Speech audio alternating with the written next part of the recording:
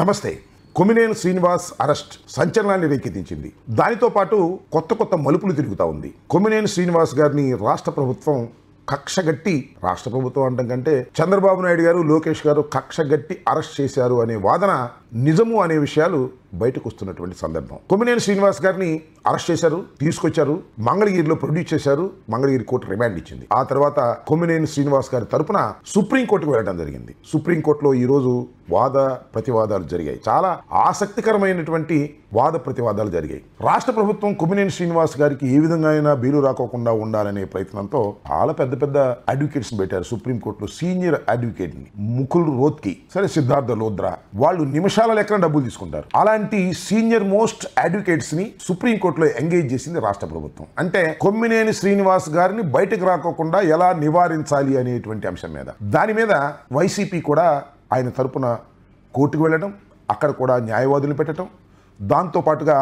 మాకున్నటువంటి సుధాకర్ రెడ్డి గారు ప్రత్యేకంగా దీనికోసం వెళ్ళటం జరిగింది. వాద ప్రతివాదనలు విన్న తర్వాత చాలా ఆసక్తికరమైనటువంటి ఆర్డర్ పాస్ చేసింది. తక్షణమే వితౌట్ డిలే కొమ్మినేని శ్రీనివాస్ గారిని విడుదల చేయండి అనేటువంటి ఆర్డర్ పాస్ చేసింది. ఆర్డర్ ఇంకా చేరలేదు. బహుశా ఈ సాయంత్రానికి చేరవచ్చును అనుకుంటున్నాను. ఇవాళ రిలీజ్ కావచ్చు, లేదా రేపు రిలీజ్ కావచ్చు. అయితే సుప్రీంకోర్టులో వాద ప్రతివాదనలతో పాటుగా జడ్జెస్ కామెంట్స్ చాలా ఆసక్తికరంగా ఉన్నాయి. అదేంటంటే, ఒక డిబేట్లో అవతల వచ్చినటువంటి విశ్లేషకుడు కానీ అనలిస్ట్ కానీ తమ అభిప్రాయాలను చెబుతున్నప్పుడు నివారించడం సాధ్యం కాదని, ఎందుకంటే భావ ప్రకటన స్వేచ్ఛను అడ్డుకున్నట్టు అవుతుందని, వాళ్ళు ఏదైనా తప్పుగా చేసి ఉంటే అది వారే బాధ్యుడు తప్ప ఆ యాంకర్ బాధ్యుడు ఎలా అవుతాడు అనే ప్రశ్న కోర్టు వారే అడగటం మనం చూసాం. ఇవాళ ప్రత్యేకంగా వాద ప్రతివాదనల గురించి కూడా చాలా నేరేటివ్గా వార్తలు వచ్చాయి. అంటే ఒక మీడియాలో యాంకర్గా ఉన్నటువంటి వ్యక్తి అవతల కొన్ని ప్రశ్నలు అడిగినప్పుడు వాళ్ళు జుగుప్సాకరమైనటువంటి ఆన్సర్లు చెప్పినప్పుడు ఇతను ఖండించాడు, లేదా నివారించడానికి ప్రయత్నం చేస్తాడు. ఖండించటం,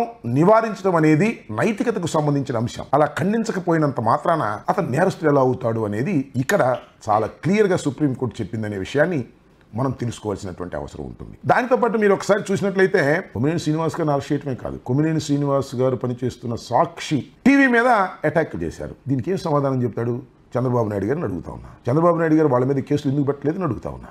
యాంకర్కే సంబంధం లేదని సుప్రీంకోర్టు స్పష్టంగా చెప్పిన తర్వాత ఇవాళ సాక్షి మీదకి వెళ్ళి చివరికి భారతమ్మ గారు కూడా క్షమాపణ చెప్పాలి, అదేవిధంగా జగన్మోహన్ రెడ్డి గారు క్షమాపణ చెప్పాలి అనేటువంటి కార్యక్రమం చేశారే. చివరికి పొగాకు రైతుల్ని పరామర్శించడానికి వెళుతున్నటువంటి జగన్మోహన్ రెడ్డి గారిని కూడా లేడీస్ని ఉసిగొల్పి అక్కడ నిరసన ప్రదర్శన పేరుతో హంగామా చేయడానికి ప్రయత్నం చేశారు. ఏమిటి అన్నీ కూడా ఒక రాక్షసంగా వ్యవహరిస్తున్నారా నారా చంద్రబాబు నాయుడు గారు?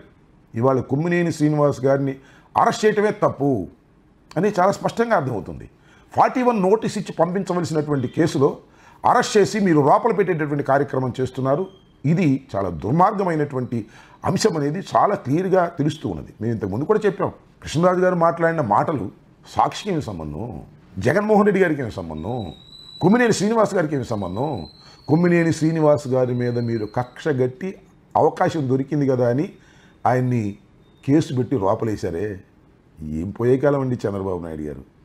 ఎన్టీవీలో పనిచేస్తున్నప్పుడు మీ ప్రభుత్వానికి ఆ రోజున క్రిటిసిజం చేస్తున్నాడనే ఉద్దేశంతో నరేంద్ర చౌదరి గారి మీద ఒత్తిడి తీసుకొచ్చి అతను బయటికి పంపిస్తే గత్యంతరం లేని పరిస్థితుల్లో ఒక జర్నలిస్టుగా ఖాళీగా ఉండలేడు కదా.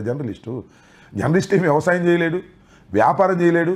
జర్నలిస్టుకు తెలిసిందల్లా జర్నలిజమే కాబట్టి ఎక్కడో చోట ఏ పేపర్లోనో, ఏ పత్రికలోనో, లేకపోతే ఏ టీవీ ఛానల్లోనో ఉండాలి కాబట్టి సాక్షిలో చేరాడు. అక్కడ కూడా మీరు బతకనీయకోకుండా ఆయన మీద కేసులు పెట్టి హింసించాలనే ప్రయత్నం చేశారే. ఎంత తప్పండి ఇది. ఈ దుర్మార్గానికి మీరు మూల్యం చెల్లించరా? మీరు మీ అబ్బాయి రాబోయే కాలంలో మూల్యం చెల్లిస్తారని కూడా నేను అభిప్రాయపడుతున్నాను. సరే, ఇవాళ సుప్రీంకోర్టు తక్షణమే విడుదల చేయమని చెప్పినా ఇంకా ఆర్డర్ రాలేదు. బహుశా ఆ సుప్రీంకోర్టులో వారు ఇచ్చిన ఆర్డర్ ప్రకారం చదువుకున్న తర్వాత బహుశా ఇవాళ రిలీజ్ కావచ్చు, లేకపోతే రేపైనా తప్పనిసరిగా కొమ్మినేని శ్రీనివాస్ గారు రిలీజ్ అవుతారని నేను భావిస్తున్నాను. నిజంగా కొమ్మినేని శ్రీనివాస్ గారు ఒక జర్నలిస్టు. ఈ 4-5 రోజులు ఆయన జైల్లో పోలీసుల మధ్యన పడిన ఆవేదన చాలా భయంకరమైంది. మాకంటే పొలిటీషియన్స్, మాకు తప్పదు. పాప ఆయన జర్నలిస్ట్కి ఏంటి అన్యాయం అనేది నాకు అనిపిస్తూ ఉంది. కాబట్టి కొమ్మినేని శ్రీనివాస్ గారు పడిన బాధకి తప్పనిసరిగా చంద్రబాబు నాయుడు గారు మూల్యం చెల్లిస్తారని ఈ సందర్భంగా చెప్పదలుచుకున్నాను.